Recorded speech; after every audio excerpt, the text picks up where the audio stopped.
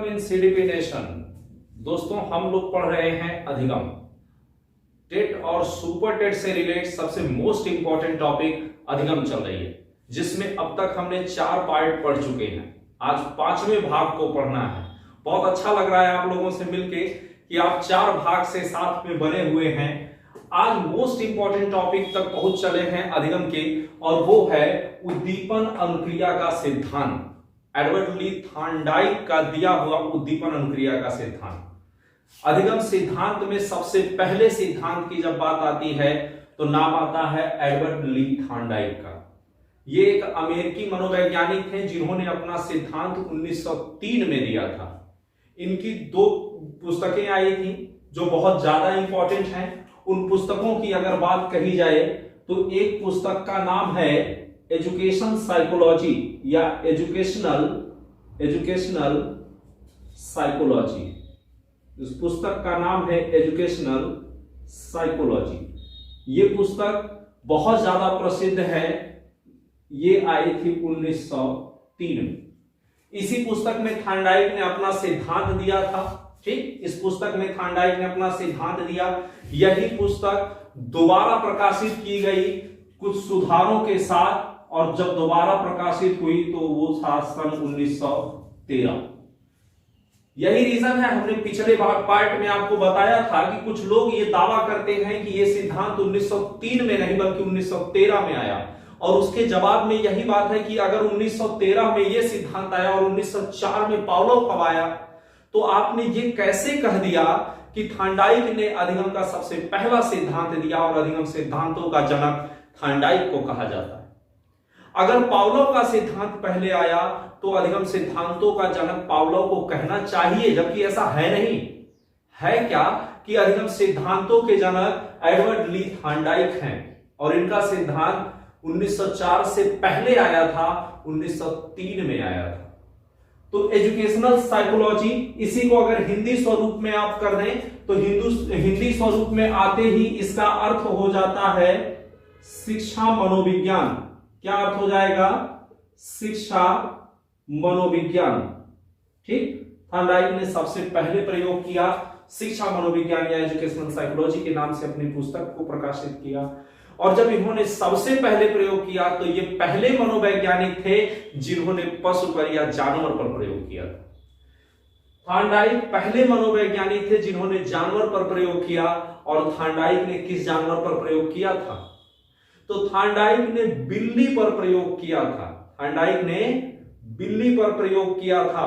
और सबसे पहले किसी पशु पर प्रयोग करने वाले मनोवैज्ञानिक के कारण जब पशुओं का मनोविज्ञान बना तो उसमें पशु मनोविज्ञान की बात आई। ठीक, पशु मनोविज्ञान की बात आई, और पशु मनोविज्ञान के जनक के रूप में किसे जाना गया? एडवर्ड ली थॉर्नडाइक को। सबसे पहले इन्होंने अधिगम सिद्धांत दिए थे, यानी अधिगम सिद्धांत की अगर बात कही जाए, ठीक, अधिगम सिद्धांत की अगर बात कही जाए तो सबसे पहला अधिगम सिद्धांत किसने दिया? एडवर्ड ली थॉर्नडाइक ने। अधिगम स्थानांतरण की अगर बात करें, विगत वीडियोस में हमने पढ़ा देखा कि एक जगह के सीखे हुए ज्ञान को दूसरी जगह पर प्रयोग करना अधिगम स्थानांतरण कहलाता है। यह बात सबसे पहले किसने कही? एडवर्ड ली थॉर्नडाइक ने कही। यानी अगर हम अधिगम स्थानांतरण की बात करें, अधिगम स्थानांतरण की बात करें तो अधिगम स्थानांतरण को सबसे पहले किसने बताया? एडवर्ड ली थॉर्नडाइक ने बताया। सुनिएगा, ये इसलिए बता रहे हैं कि इन सबके जनक के रूप में किसे जाना जाता है? इन सबके जनक के रूप में जाना जाता है एडवर्ड ली थॉर्नडाइक को। ठीक, इन सबके जनक के रूप में जाना जाता है एडवर्ड ली थॉर्नडाइक को। जब इन्होंने पशु पर प्रयोग किया था, जो बिल्ली थी, जब उस पर प्रयोग किया था तो उस पर प्रयोग करते समय देखिए 1903 में इन्होंने अपना सिद्धांत दिया था, लेकिन इससे पहले उन्होंने एक किताब लिखी थी अपने प्रयोग से रिलेट। उस किताब का नाम था एनिमल इंटेलिजेंस।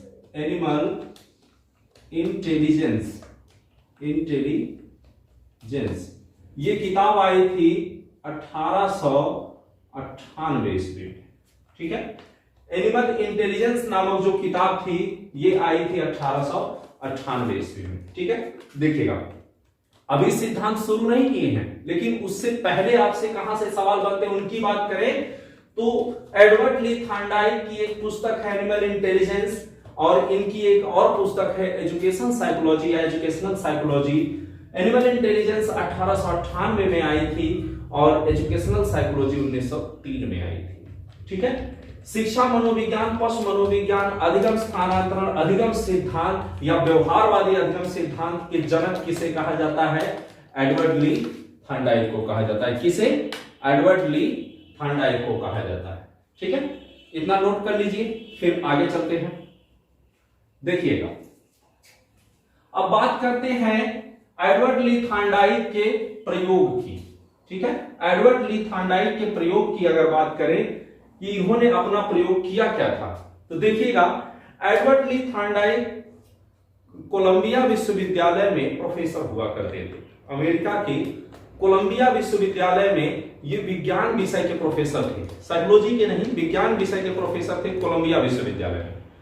इनके अधिकतर जितने भी इनके शैक्षणिक उम्र रही, जब ये पढ़ाना शुरू कर दिए तब की, इनके शैक्षणिक उम्र में अधिकतर उम्र इनकी कैलिफोर्निया विश्वविद्यालय के एक सेक्शन था कैलिफोर्निया में, द टीचर्स कॉलेज करके, वहां पर बीता, शिक्षक कॉलेज में बीता, और वो कैलिफोर्निया विश्वविद्यालय में था। तो इनका संबंध पढ़ाई के परिदृश्य से देखा जाए तो दो विश्वविद्यालय से है, एक कोलंबिया विश्वविद्यालय से और दूसरा कैलिफोर्निया विश्वविद्यालय से, जिसमें इनके जीवन का अधिकतर समय कैलिफोर्निया विश्वविद्यालय में बीता। ठीक, अब प्रयोग की बात करते हैं, इन्होंने प्रयोग किया क्या था? तो आप सबको पता है कि थॉर्नडाइक ने अपनी पालतू सफेद बिल्ली पर प्रयोग किया। थॉर्नडाइक ने अपनी पालतू सफेद बिल्ली पर प्रयोग किया। थॉर्नडाइक ने एक पजल बॉक्स बनाया। थॉर्नडाइक ने एक पजल बॉक्स बनाया, एक पहेली बॉक्स, एक ऐसा बॉक्स जिसमें कंफ्यूजन बने, ऐसा एक बॉक्स बनाया जिसमें एक लीवर लगा हुआ था। लीवर जैसा कि आप देख पा रहे हैं, एक लीवर बना हुआ था। लीवर को दबाने से उस बॉक्स का दरवाजा खुलता था। ठीक, बिल्ली को भूखा रखा गया। जब बिल्ली बहुत ज्यादा भूखी हो गई तब उसे उस बॉक्स में रखा गया। तो चलिए लिखते पढ़ते चलते हैं, फिर बात करेंगे। ठीक है, देखिएगा प्रयोग किस पर किया गया, यानी प्रयोज्य की अगर बात कही जाए तो प्रयोज्य क्या है? तो प्रयोज्य है भूखी सफेद बिल्ली। भूखी सफेद बिल्ली, ये प्रयोज्य है। इसमें और क्या प्रयोग किया गया? देखिएगा, बिल्ली कैसी थी? भूखी थी। बिल्ली भूखी थी। तो एक है अभिप्रेरक, ध्यान से सुनिएगा और बताइएगा, एक है अभिप्रेरक और एक है उद्दीपक। अभिप्रेरक और उद्दीपक। ठीक है, अभिप्रेरक की बात करें तो इसमें अभिप्रेरक बनेगा भूख, इसमें अभिप्रेरक बनेगा भूख और उद्दीपक बनेगा मछली या वो मांस का टुकड़ा। ठीक है, मछली।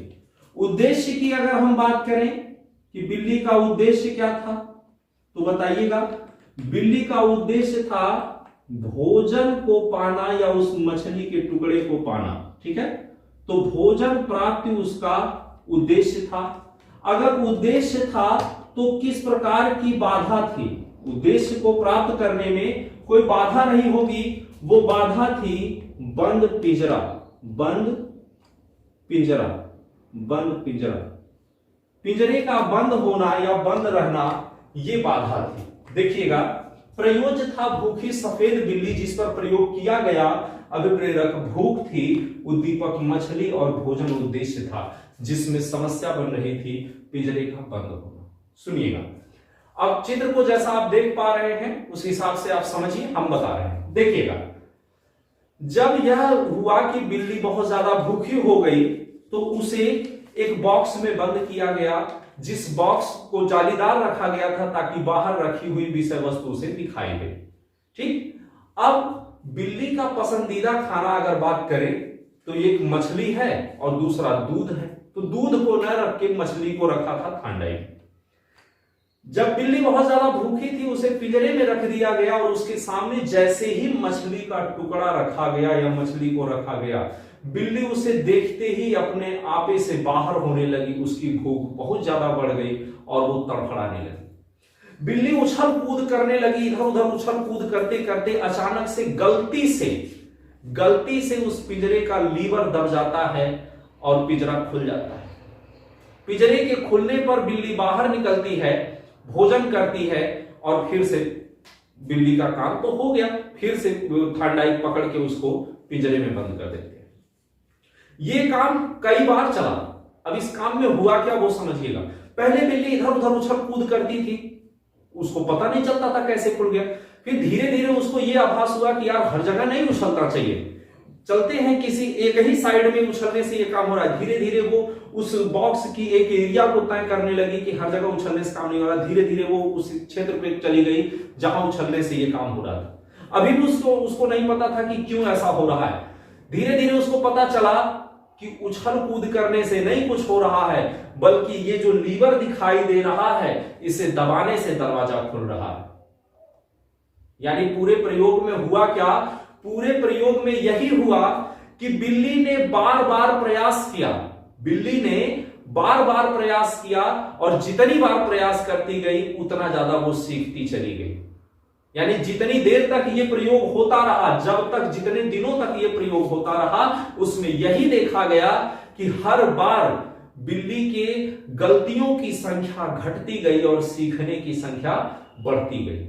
लगातार मेहनत करने की वजह से गलतियों की संख्या लगातार घटती चली गई और सीखने की संख्या लगातार बढ़ती गई। एक दिन वो था कि जब बिल्ली ने कुछ नहीं सीखा था, सिर्फ गलतियां की थी। एक दिन वो भी था जब बिल्ली ने एक भी गलती नहीं की, पूरा सीख चुकी थी कि लीवर को दबाने से ही भोजन मिलेगा। ठीक, अब देखिएगा, अब बात करते हैं इसके उपनाम की। प्रयोग तो आपने देख लिया, उपनाम की बात करते हैं कि इसे किस किस नाम से जाना जाता है। अधिगम के सिद्धांत में सबसे ज्यादा इंपॉर्टेंट बनते हैं उपनाम, क्योंकि बहुत ज्यादा घुमा फिरा के पूछे जाते हैं। सुनिएगा, उद्दीपन अनुक्रिया सिद्धांत, इसी को अंग्रेजी में रूपांतरित कर दीजिए, क्या बनेगा? उद्दीपन की इंग्लिश क्या हो जाएगी? स्टिमुलस। ठीक, उद्दीपन की इंग्लिश स्टिमुलस, अनुक्रिया की इंग्लिश क्या हो जाएगी? रिस्पॉन्स। स्टिमुलस, रिस्पॉन्स और सिद्धांत की थ्योरी। स्टिमुलस रिस्पॉन्स थ्योरी, इसी को साइड कर दीजिए, क्या बना? SR theory. SR थ्योरी, ये रहा आपका क्वेश्चन पॉइंट। जब आपसे पूछा जाता है कि SR थ्योरी किसकी दी हुई है, बिल्कुल आसान, SR थ्योरी का मतलब ही हो गया stimulus response theory. Stimulus response theory. अच्छा, बिल्ली ने एक बार कोशिश की थी कि बार बार कोशिश की? बिल्ली ने बार बार कोशिश की थी। जब बिल्ली ने बार बार कोशिश की थी तो इस सिद्धांत को कह सकते हैं ना, आवृत्ति का सिद्धांत। कौन सा सिद्धांत? आवृत्ति का सिद्धांत। ठीक है, आवृत्ति का सिद्धांत। बिल्ली से कई बार गलतियां हुई और बिल्ली ने कई बार कोशिश की थी। ठीक है, कई बार कोशिश की थी, यानी प्रयास एवं त्रुटि का सिद्धांत। प्रयास एवं त्रुटि का सिद्धांत, या इसी को कहते हैं प्रयत्न एवं भूल का सिद्धांत। प्रयत्न एवं भूल का सिद्धांत। ठीक है। अच्छा, इस प्रयोग में जो विषय वस्तु रखी गई, जिस उद्दीपन का प्रयोग किया गया, वो किस फॉर्म में था? लिक्विड में था, ठोस में था, गैस में था, किस फॉर्म में था? ठोस में था। तो इसी सिद्धांत को कहते हैं ठोस अधिगम। क्या कहते हैं? ठोस अधिगम का सिद्धांत। ठीक है, ठोस अधिगम का सिद्धांत। ठोस अधिगम का सिद्धांत।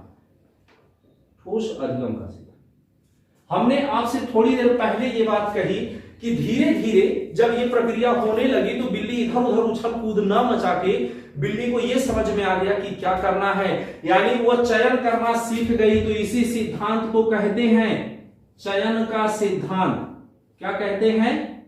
चयन का सिद्धांत। चयन का सिद्धांत मतलब क्या? क्या चयन का सिद्धांत? तो सही अनुक्रिया चयन का सिद्धांत। क्या? सही अनुक्रिया चयन का सिद्धांत। सही अनुक्रिया चयन का सिद्धांत।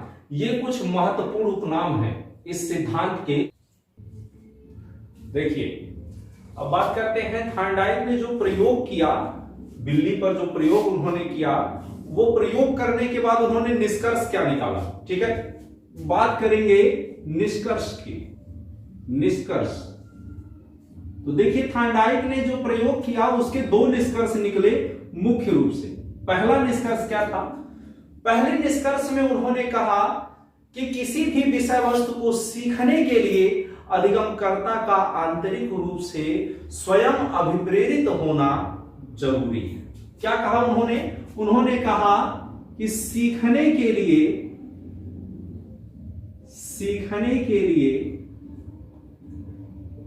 अधिगमकर्ता का, यानी सीखने वाले का, अधिगमकर्ता का आंतरिक रूप से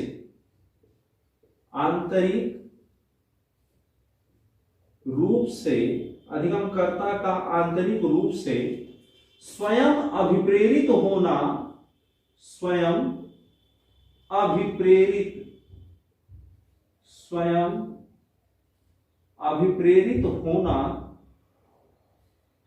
अभिप्रेरित होना आवश्यक है, या यूं कहिए अनिवार्य है।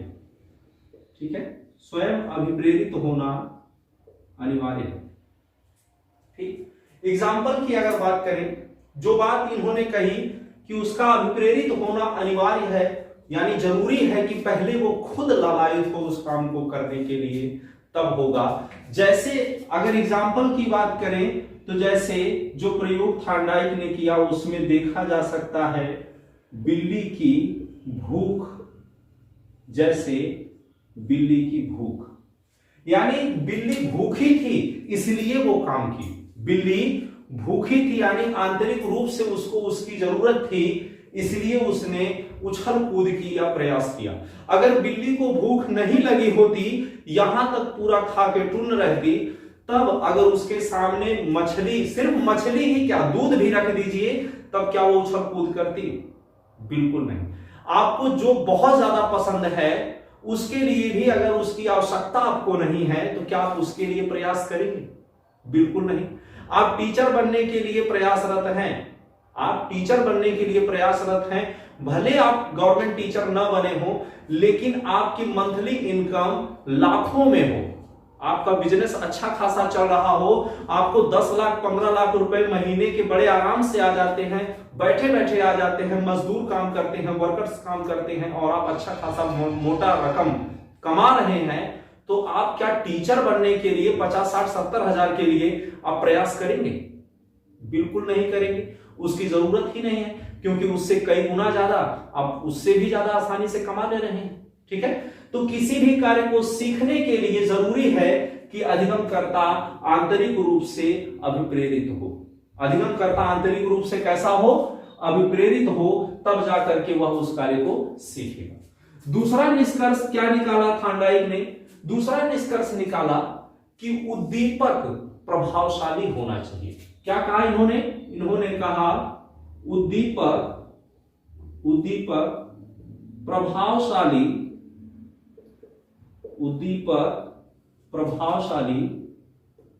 होना चाहिए। क्यों उद्दीपक प्रभावशाली होना चाहिए? देखिएगा, उद्दीपक प्रभावशाली होना चाहिए तभी अधिगमकर्ता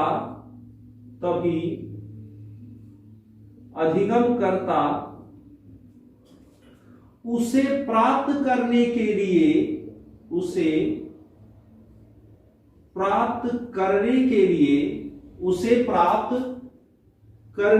लिए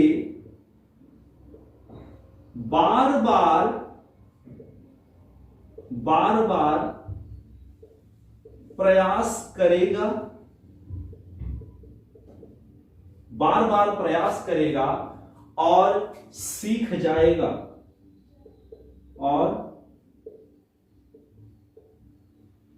सीख जाएगा, और सीख जाएगा।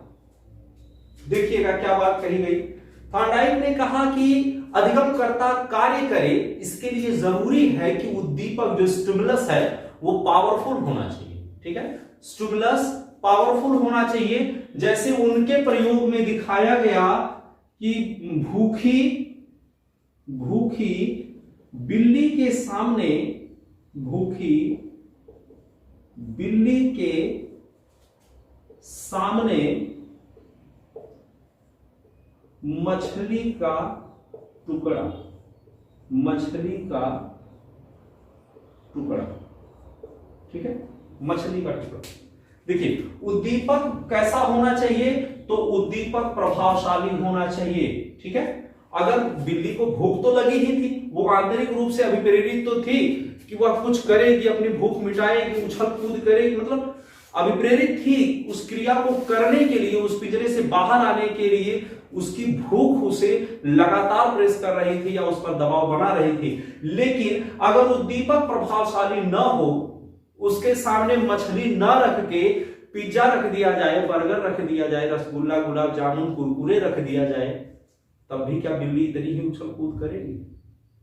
बिल्कुल नहीं करेगी। क्यों? क्योंकि उसकी भूख पिज्जा, बर्गर, रसगुल्ला से नहीं जाएगी, उसकी भूख उस मछली के टुकड़े से जाएगी या दूध से जाएगी। तो अधिगमकर्ता किसी भी कार्य को करने के लिए तभी उत्सुक होता है या अभिप्रेरित होता है जब उसका उद्दीपक प्रभावशाली हो। जैसे आपकी सैलरी की अगर हम बात करें तो आपकी सैलरी लगभग 50,000 प्लस रहेगी।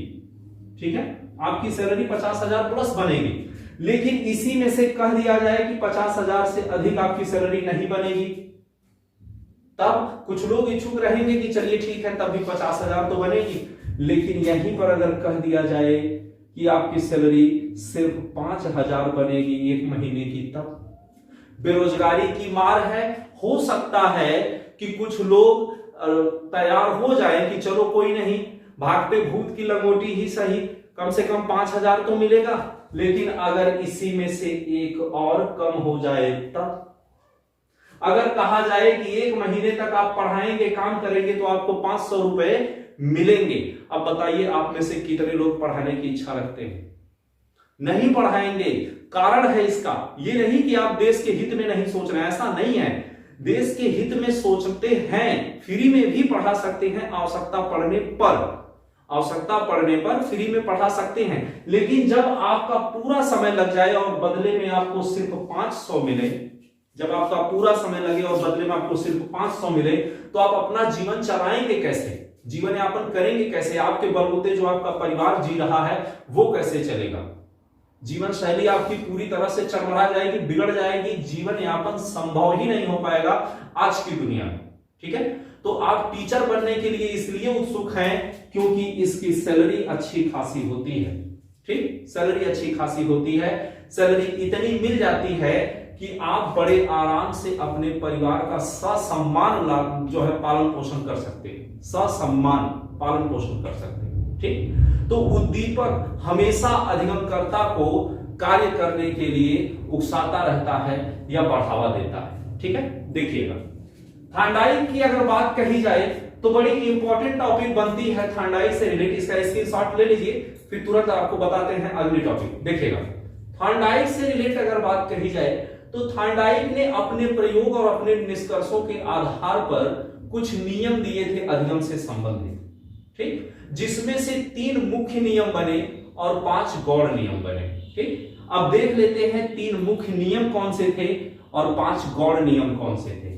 ठीक है, चलिए थॉर्नडाइक ने यह चीज कहा, जैसे कि अधिगम की जब शुरुआत हुई, आपको बताए थे हम, जब अधिगम की शुरुआत हुई तो हमने यह जाना कि न सिर्फ व्यवहार परिवर्तन अधिगम कहलाता है, बल्कि अस्थायी रूप से व्यवहार परिवर्तन अधिगम कहलाता है।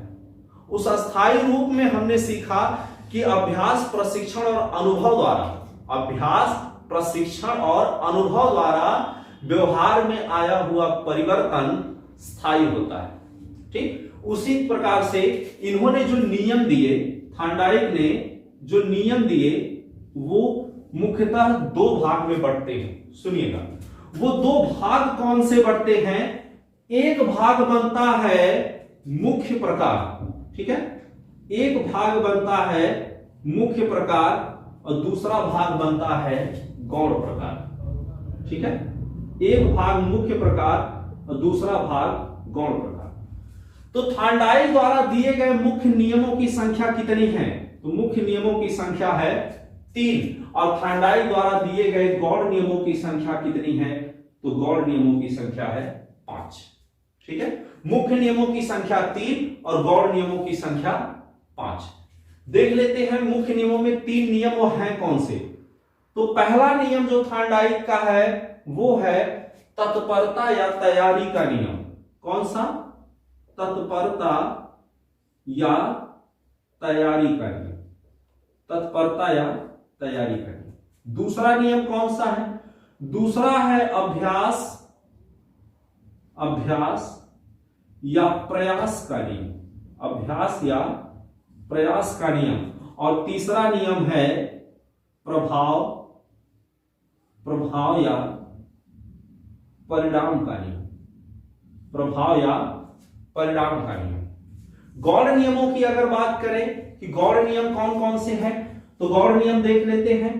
पहला नियम है, गौण नियम में पहले नियम की अगर बात करें तो पहला नियम कौन सा है? पहला नियम है मनोवृत्ति का नियम,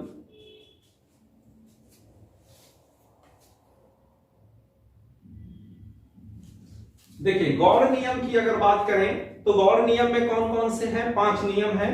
वो पांचों में कौन कौन है? पहला नियम है बहु अनुक्रिया या बहु प्रतिक्रिया का नियम। पहला कौन सा है?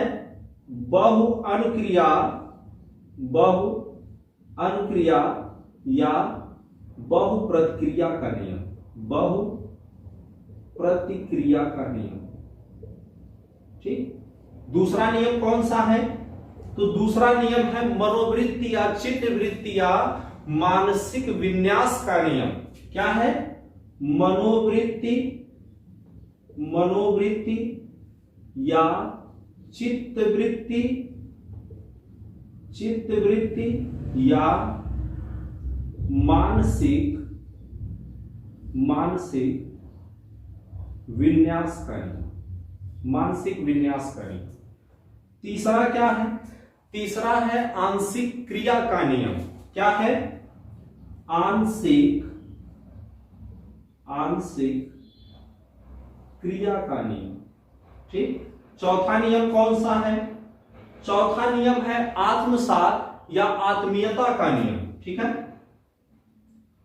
आत्मसात या आत्मीयता या इसी को कहते हैं सदृश्यता का नियम। कौन सा?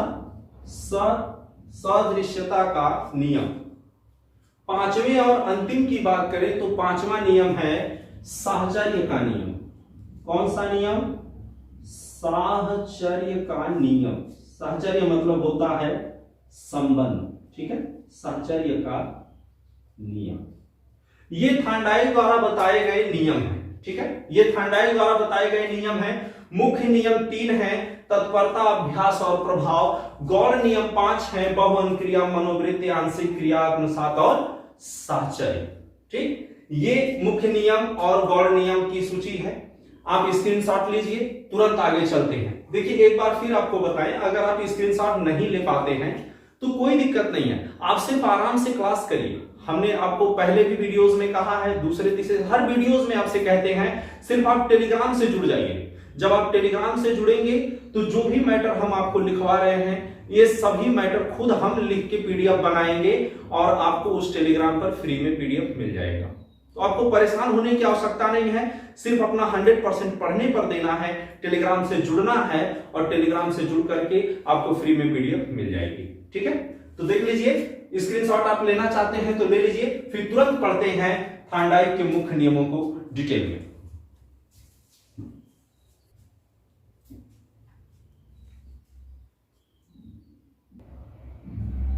चलिए अब बात करते हैं थार्नडाइक द्वारा दिए गए नियमों में से मुख्य नियम। ठीक है, मुख्य नियम की बात करते हैं तो थार्नडाइक ने जितने भी नियम दिए थे उनमें से मुख्य नियमों की अगर हम बात करें तो मुख्य नियम कितने थे? 3। मुख्य नियमों की संख्या 3। कौन कौन से? पहला नियम जो दिया था थार्नडाइक ने वो था तत्परता या तैयारी का नियम। तत्परता या तैयारी का नियम। तत्परता या तैयारी का नियम। समझिएगा क्या कहा गया था तत्परता या तैयारी के नियम में। तत्परता या तैयारी के नियम में थार्नडाइक ने कहा कि किसी भी तथ्य को सीखने के लिए अगर अधिगमकर्ता स्वयं तैयार नहीं है तो उसे नहीं सिखाया जा सकता। सुनिएगा, किसी भी तथ्य को सीखने के लिए अगर अधिगमकर्ता स्वयं तैयार नहीं है तो उसे नहीं सिखाया जा सकता। यानी आप कह सकते हैं कि किसी भी तथ्य को सीखने के लिए अधिगमकर्ता का स्वयं या अपने आप तैयार होना बहुत जरूरी है।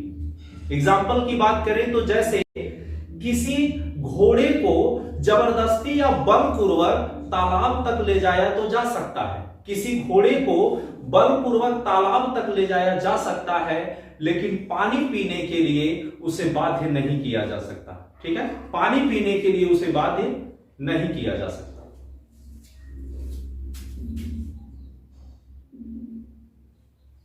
देखिएगा, हमने कहा किसी घोड़े को आप बलपूर्वक तालाब तक तो ले जा सकते हैं, लेकिन पानी पीने के लिए उसे बाध्य नहीं किया जा सकता। ठीक है, पानी पीने के लिए उसे बाध्य नहीं किया जा सकता, जबकि वो जब पानी पीने के लिए तैयार न हो।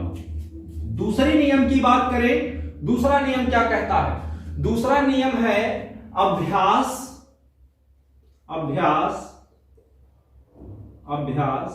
या प्रयास का नियम। अभ्यास या प्रयास का नियम। अभ्यास या प्रयास का नियम। सुनिएगा, यह नियम क्या कहता है?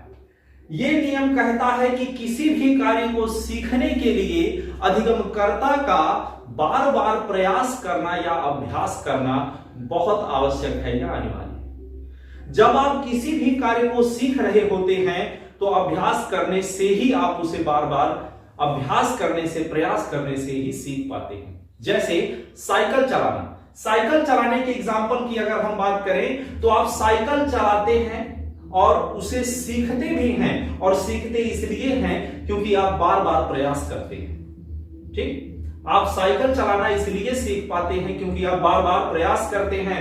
रोटी बेलने की बात कही जाए या बनाने की बात कही जाए तो रोटी जो महिलाएं बनाती हैं, जो भाई बनाते हैं, वो सब पहली ही बार में रोटी गोल नहीं बनती है। ठीक, रोटियां पहले टेढ़ी मेढ़ी बनती हैं, लेकिन आपके द्वारा किए गए अभ्यास का यह रिजल्ट होता है कि वह रोटी आप न सिर्फ गोल बनाने में दक्ष हो पाते हैं, बल्कि उसे अब आप अंधेरे घर में भी बेलने में या बनाने में सक्षम हो जाते हैं। अभ्यास एक ऐसा शस्त्र है जो बहुत बड़े बड़े काम को भी आपको सिखा सकता है। ठीक, बड़े बड़े काम को भी सिखा सकता है। लेकिन अभ्यास की अगर बात करें, देखिए अभ्यास में भी 2 प्रकार होते हैं। कौन कौन से? तो एक अभ्यास होता है उपयोगी अभ्यास। एक होता है उपयोगी अभ्यास। ठीक, एक होता है उपयोगी अभ्यास और दूसरा होता है अनुपयोगी अभ्यास। कौन सा अभ्यास? अनुपयोगी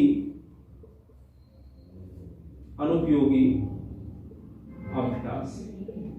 ठीक है, एक होता है उपयोगी अभ्यास और एक होता है अनुपयोगी अभ्यास। अनुपयोगी अभ्यास और उपयोगी अभ्यास में अंतर क्या है?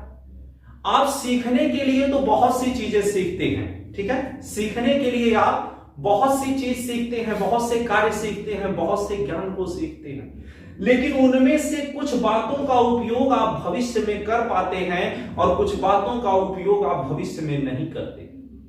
जिन बातों का या जिस ज्ञान का उपयोग आप भविष्य में करते हैं वह ज्ञान आपके लिए उपयोगी अभ्यास के अंतर्गत आएगा।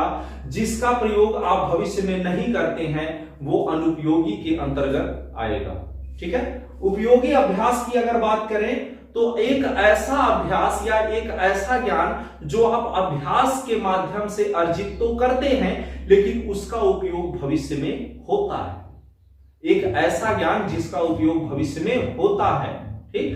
अनुपयोगी की बात करें तो अभ्यास द्वारा वह ज्ञान लिया हुआ या एक ऐसा अभ्यास जो अभी आप सीख तो रहे हैं लेकिन उसका उपयोग आप भविष्य में नहीं करते। उपयोगी अभ्यास से आया ज्ञान याद रहता है, हमेशा रहता है। अनुपयोगी अभ्यास से आया ज्ञान भूल जाता है क्योंकि इसका उपयोग नहीं होता है।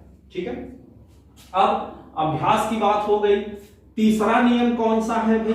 तीसरे की अगर बात करें तो तीसरा नियम है प्रभाव का नियम, प्रभाव का नियम या परिणाम का नियम। प्रभाव या परिणाम का नियम। देखिए आप सभी लोग तैयारी करते हैं, ठीक, आप सभी लोग तैयारी करते हैं, आप सभी लोग किसी न किसी एग्जाम से संबंधित हैं, सबकी कुछ न कुछ उम्मीद होंगी रिजल्ट को लेकर के। ठीक है, रिजल्ट को लेकर के आप कितने घंटे पढ़ाई किए, ठीक है, कैसे पढ़ाई किए, कौन सी किताब से पढ़े, कौन सी कोचिंग से पढ़े, किस टीचर ने पढ़ाया, ये बात कोई मायने नहीं रखती। आप पढ़ने के लिए तैयार थे कि नहीं तैयार थे, कि जबरदस्ती पढ़ाए गए, कि किसी ने कुछ व्यंग कर दिया था उसी गुस्से में पढ़ने लगे, आप कैसे पढ़े ये भी मायने नहीं रखता, आप क्यों पढ़े ये भी मायने नहीं रखता। जो सबसे ज्यादा इंपॉर्टेंट है या जो सबसे ज्यादा मायने रखता है वो है आपका रिजल्ट। जो सबसे ज्यादा मायने रखता है वो आपका रिजल्ट है। आपका रिजल्ट मायने रखता है कि जो आपने पढ़ाई की है, जो आपने तैयारी की है, उसका परिणाम क्या आया है, उसका रिजल्ट क्या आया है। ठीक। तो थॉर्नडाइक ने अपने मुख्य नियमों में से सबसे ज्यादा जिसे महत्व दिया था वो था तीसरा नियम, प्रभाव या परिणाम का नियम। इन्होंने कहा कि इस बात से कोई फर्क नहीं पड़ता कि व्यक्ति सीखने के लिए तैयार हुआ कि नहीं, व्यक्ति ने उस सीखने के लिए अभ्यास किया कि नहीं, बल्कि इस बात से फर्क जरूर पड़ता है कि व्यक्ति सीखा कि नहीं। इनका मुख्य उद्देश्य था व्यक्ति को सिखाने पे जोर देना या सीखने पर जोर देना, न कि इन पे जोर देना। तो देखिएगा प्रभाव या परिणाम का नियम क्या होता है। थॉर्नडाइक ने कहा कि किसी भी व्यक्ति का कार्य उस कार्य के द्वारा मिले हुए परिणामों पर या प्रभावों पर निर्भर करते हैं। किसी भी व्यक्ति का कार्य उस कार्य से संबंधित परिणामों पर या प्रभावों पर निर्भर करता है। ठीक है, देख लेते हैं कैसे। अब प्रभाव या परिणाम की बात करें तो जैसे अभ्यास दो भाग में बटा, वैसे ही प्रभाव या परिणाम भी दो भाग में बंटता है। कैसे, देखिएगा एक एग्जाम्पल के तौर से। एग्जाम्पल की अगर हम बात करें, मान लेते हैं कि आप सुपर टेट का एग्जाम दे रहे हैं। ठीक, एक एग्जाम्पल है कि अगर आप सुपर टेट का एग्जाम दे रहे हैं तो आपके लिए पूर्णांक बनेगा 150 अंक का। ठीक है, 150 अंक का पूर्णांक है। ठीक, अब आपको इसमें सिलेक्शन के लिए चाहिए थे 120 अंक। ठीक है, कितने चाहिए? 120 अंक चाहिए थे 150 में से।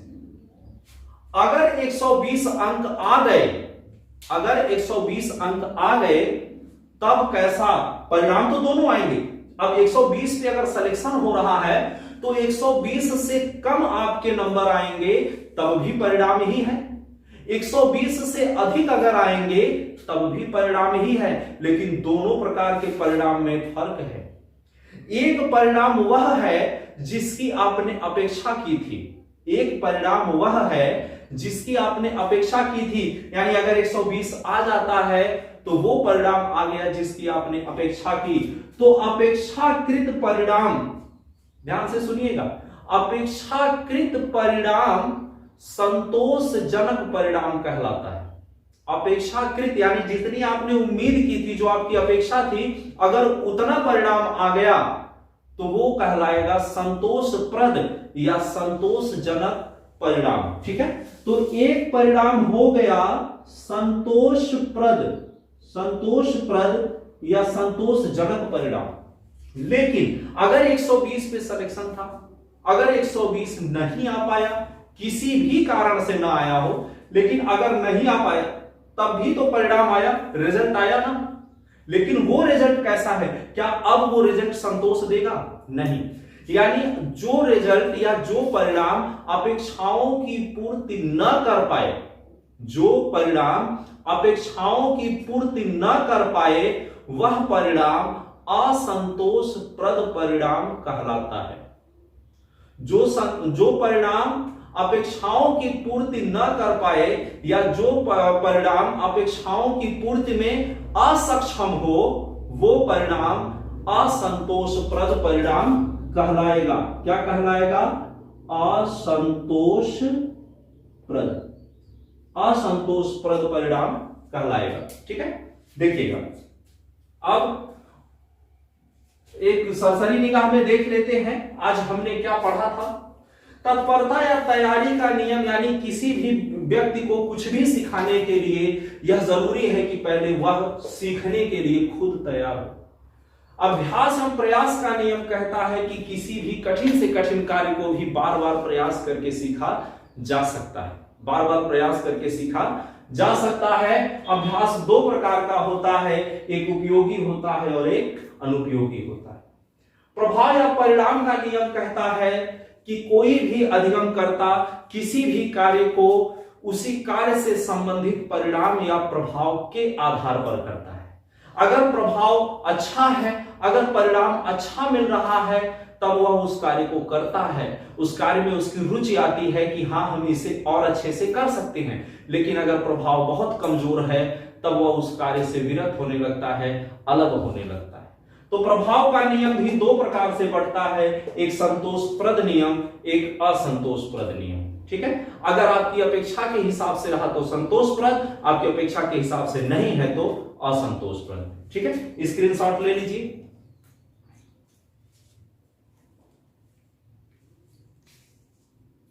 देखिए आज जो भी टॉपिक हम लोगों ने पढ़ी, ये आज के भाग में रहा। लास्ट तक बने रहने के लिए आपका बहुत बहुत धन्यवाद।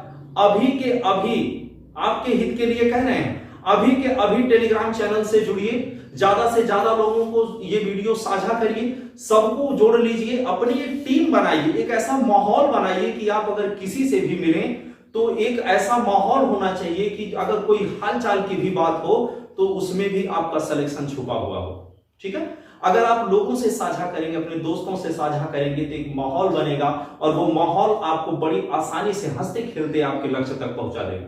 तो ज्यादा से ज्यादा लोगों तक साझा करें, सबका सहयोग करें, अपने स्वास्थ्य का ध्यान रखें। मिलेंगे अगली वीडियो में, तब तक के लिए जय हिंद।